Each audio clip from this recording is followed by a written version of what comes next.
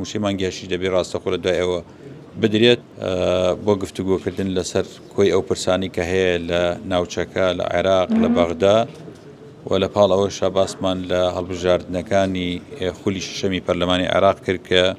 چۆن بتوانین هاودەنگ بین وەک نەکتوانرا لیستێکی یەکگرتووی کوردستانی هەبێ لێرە باسمان لەوە کرد کە ئەو حزبانەی کە کاندیدیان نیە مڕەشەحیان نیە بتوان ئەندام و لایەنگرەکانی خۆیان هەان بدەن بۆی زۆرترین کورد بەشداری لە هەڵبژاردنەکە چکە ناشارینەوە ئەنجامی هەڵبژاردنەکانی دوایین هەڵبژاردننی ئەنجومەنی پارێزگا لە بەرژەوەندی ئێمە نەبووە بۆ یەکەم جارە کورد نەیتوانی نیوەی مەقاعدەکانی ئەم شارە بەدەست بێنێ و ئەمە وای کرد کە تاکید بکەین و لەسەر ئەم پرۆسەیە کە هەموو لایەک بەشدار بین و بانگەشەش لە کەرکک دەبێت جیاواز بێت لە شارەکانی تر بە شێوەیەکی هێمنانە چونکە لێرە فرە قەومیە فرە مەزهەبە فرە تایفەی وا بکەین کە ئەو پێکاتەی و ئەو ئاشتیەی نێوان پێکاتەکانیش بپارێزین. دکتۆر لەمڕۆکە هەناردەی نەوتی کوردستان کرا ئەمە تاکو چەند بیانووی بەغدا نامینێکەوە مانگانە تریلیۆنێک بۆ ڕەوانەی هەرێمی کوردستانەکە و هەرێمی کوردستانیش داهاتە ڕادەستنا. طبعا ئەمە هەنگاوێکی گەورە بوو گەورەترین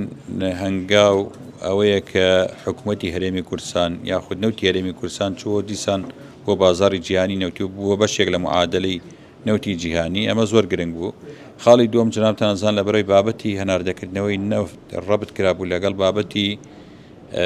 پێدانی موچەی فەرمانبەران ئەمیش ئەو بارقورسەی کە لەسەر فەرمانبەرانە کەمێکاتەوە بۆی کە ئێستا حکوومەتی عێراق ئیلزامە بەبێ ئیتیفاقە کە ئەمڕۆ کە نەوتەکان ناردرەکە دەست بە ناردنی موچە بکرێ موچەی مانگی حەوت بڕای لەسەردا و موچەی مانگیاشی دەبێ ڕاستەخۆ لە دوای ئەوە بدرێت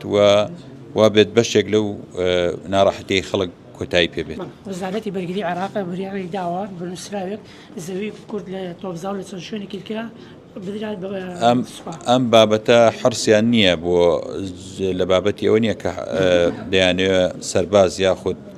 ئەفسەرەکانیان سوودمەند بن لە ئەرز چونکە بابەتێکی گەندەڵی تایە ئەمە هەر قوتعەیە دەنە جوندیەک 14 ملیۆنی لێ وەرەگرن بە حسابەوەی کە خەدەماتیان پێگەیان دوای لە کاتێکا خۆی 6 ملیۆن تەکلیفەکە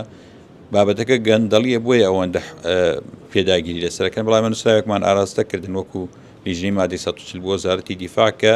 ئەو زەویانەی تر موڵکیەوە نێت تەسەڕوفی پێ بکەن لەو ڕۆژەی کە